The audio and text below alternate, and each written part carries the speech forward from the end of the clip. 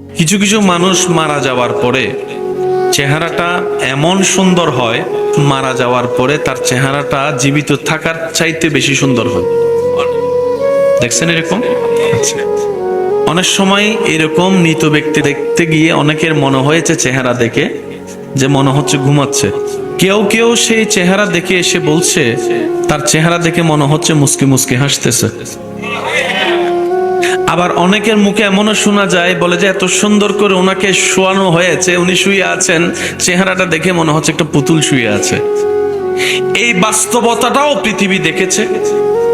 আবার কিছু কিছু মানুষের মৃত্যুর পরে চেহারা এমন ভয়ানক হয়, জীবিত থাকতে হয়তো সে বিশ্ব সুন্দরী ছিল, কিন্তু মৃত্যুর পরে চেহারাটা এমন ভয়ানক হয় নিজের পরিবারের মানুষ পর্যন্ত দেখার সুযোগ পায় না। দেখার ইচ্ছা থাকলেও ভয়ের কারণে দেখতে পারে না। মনে রাখবেন, একজন মানুষের জন্য, একজন মুসলমানের জন্য দুইটা বিষয়ে কম্প্রোমাইজ করা কখনোই ঠিক নয়। একটা হচ্ছে জীবন নিয়ে কম্প্রোমাইজ, আর একটা হচ্ছে ঈমান নিয়ে কম্প্রোমাইজ। সবকিছু নিয়ে কম্প্রোমাইজ চলবে।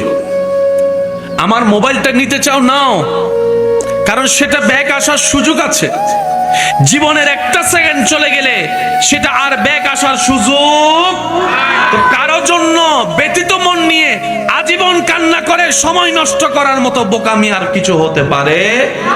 জীবন নিয়ে কোনো কম্প্রোমাইজ চলবে। আর একটা হচ্ছে ঈমানের ব্যাপারে কোনো কম্প্রোমাইজ চলবে। সেটা ভাই হোক, এটা বাপ হোক, এটা মা হোক, এটা চাচা হোক, এটা সন্তান হোক, ঈমান সবার উপরে। সুবহানাল্লাহ বলা যাবে? আর একটু জোরে বলেন। ঈমানের ব্যাপারে কোনো কম্প্রোমাইজ, জীবনের ব্যাপারে কোনো কম্প্রোমাইজ। এই দুইটা বিষয়ে যারাই কম্প্রোমাইজ করেছে তাদের দুনিয়াও শেষ, আখিরাতও শেষ। আল্লাহ তাআলা আমাদেরকে একটু বুঝার তৌফিক দান করুন। আমিন। এই মৃত্যুর সম্মুখীন একদিন সবাইকে তো হতে হবে। একটা সময় ছিল দাড়ি পাকলে মানুষ বলতো যে না, এখন টাইম আসছে চলে যাওয়ার। এখন দাড়ি উঠে নাই, সকালবেলা হোন্ডা নিয়ে বের হইছে, আসরের সময় লাশ ঘরে ঢুকছে, এমনও নজির। মনে রাখবেন, যত অশ্লীলতা বেড়ে যাবে, যত জুলুম বেড়ে যাবে, যত পাপাচার বেড়ে যাবে, যত সুদ বেড়ে যাবে, যত ঘুষ বেড়ে যাবে, যত মা বাবার নাফরমানি বেড়ে যাবে, যত বেয়াদবি বেড়ে যাবে, এমন এমন কিছু সিচুয়েশন হবে যেটা কল্পনার বাইরে হয়ে যাবে। মাথায় রাখতে হবে, কারণ জমিন কি আমাদের না আল্লাহর? আওয়াজটা আর একটু বড় হবে। জমিন কি আমাদের না আল্লাহর? আমাদেরকে সৃষ্টি করেছেন কে? ওই আল্লাহকে খুশি করে চলার মতো জীবনই আনন্দের জীবন, এটাই সুখের জীবন। বলেন সুবহানাল্লাহ। তাহলে একটা বিষয় নিয়ে কারো কোনো দ্বিমত নাই, সেটার নাম কি? মৃত্যু। বলেন না, সেটার নাম কি? এক। দ্বিতীয় নম্বর কথা মনে রাখবেন, যে দলেরই হোক, যে মতেরই হোক, যে ধর্মেরই হোক, যে নীতিরই হোক, ধনী হোক কিংবা গরিব হোক, সবার চাওয়া কিন্তু একটাই। সেটা কি? একটু সুখে থাকতে চায়। সবার কল্পনায় কিন্তু আইফোন নাই, সবার কল্পনায় কিন্তু পালসার পাওয়ার ইচ্ছা নাই। কথা বলেন না ভাইয়া? সবার কল্পনায় কিন্তু রেঞ্জ রোভার পাওয়ার ইচ্ছা নাই, সবার কল্পনায় আমেরিকা যাওয়ার ইচ্ছা নাই। কিন্তু সবার কল্পনায় পুরুষ নারী, বড় ছোট, ধনী গরিব, মোটা চিকন, সবার চাওয়া একটা, একটু সুখে থাকতে চাই, একটু সুখে থাকতে চাই, একটু শান্তিতে থাকতে চাই। বয়স হয়ে যাওয়ার পরে, দাদা নানা হওয়ার পরে, দাদি নানি হওয়ার পরে বলে নাতি নাতনিদেরকে নিয়ে শান্তিতে দুই বেলা ভাত খেয়ে একটু ঘুমাইতে চাই। আপনি কি খেয়াল করছেন যে বিভিন্ন চাওয়া এক জায়গায় গিয়ে আটকে যাচ্ছে? সবাই কি চাই? সুখে থাকতে চাই, শান্তিতে থাকতে চাই। আছে কেউ সুখে? আওয়াজ দেন না রে ভাই। সত্যিকার ভাবে আছে কেউ সুখে?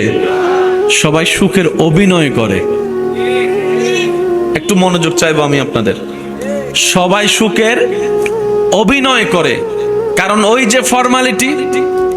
আপনি যদি দৈনিক 100 জন মানুষকে কেমন আছেন প্রশ্নটা করেন, সবারই কমন উত্তর পাবেন, ভালো আছে। সবাই উত্তরে কি বলে? আসলে কি ভালো আছে? আমি শুনি নাই আওয়াজটা। আসলে কি ভালো আছে? আসলে কি ভালো আছে? আসলে কি অন্তর থেকে খুশিতে আছে? আসলে কি সংসার জীবনে সুখে আছে? আসলে কি ব্যবসার জীবনে সুখে আছে? আসলে কি টেনশন ছাড়া আছে? আজকাল তো ছোট বাচ্চা জন্ম নিল গালে হাত দিয়ে ঘুমায়। ছোট বাচ্চাও জন্ম নিলে দেখবেন যে গালে হাত দিয়ে ঘুমায়। তার হাতে যেন গালে গিয়ে প্রমাণ করে দেয় টেনশনের দুনিয়ায় এসে আমি চলেই আসছি। সবাই সুখে থাকতে চায়, সবাই শান্তিতে বাঁচতে চায়, দাবি সবাই করে, খুঁজেও সবাই। আছে কয়জন? প্রশ্ন যখন আপনি ছুটবেন, চতুর্দিক থেকে চুপ গড়িয়ে যখন নিজেকে আয়নার সামনে দাঁড় করাবেন, আপনার মনেই আপনাকে বলবে তোর বাড়ি আছে কিন্তু তোর সুখ নাই, তোর গাড়ি আছে কিন্তু তোর শান্তি নাই, তোর স্ত্রী আছে, স্বামী আছে, কিন্তু তোর ভিতরে প্রশান্তি নাই, তোর সম্পদ আছে কিন্তু তোর খাবারও আছে, অভাব নাই, কিন্তু তোর ভিতরে শান্তি নাই। এই শান্তিটা আসে কোত্থেকে? উত্তর সবার একটাই, আল্লাহর দরবার থেকেই আসে। প্রশ্নটা এবার রব্বুল আলামিনের দরবারে করেন, ইয়া রব, একটু সুখে থাকতে চাই, একটু শান্তিতে থাকতে চাই, আমাকে একটু দয়া করুন, ব্যবস্থা করে দিন। রব্বুল আলামিনের ফরমান, আমি আল্লাহ সুখ বানিয়েছি তো তোদের জন্য, আমি শান্তি বানিয়েছি তোদের জন্য, নে না তোরা নে। এবার বান্দা বলে, আল্লাহ নেওয়ার জন্যই তো হাত বাড়িয়েছি, ভিক্ষার হাত। রব বলে যে ঠিক আছে তোদের জন্য বানিয়েছি, কিন্তু আমি সুখের মতো নিয়ামত, শান্তির মতো দৌলত যাকে তাকে দিব না। যে আমার শর্ত পালন করবে আমি আল্লাহ তাকে শান্তি দিব, যে আমার শর্ত পূরণ করবে আমি আল্লাহ তাকে সুখে রাখবো। আল্লাহ শর্তটা বলো না, আমি পূরণ করার চেষ্টা করব। রব্বুল আলামিন বলে, হুয়াল্লাযী আনজালাস সাকিনাতা ফি কুলুবিল মুমিনিন, আমি আল্লাহ এই সুখ শান্তি যার তাকে দেব না, যারা মুমিন হবে শান্তি সুখ তাদের জন্য।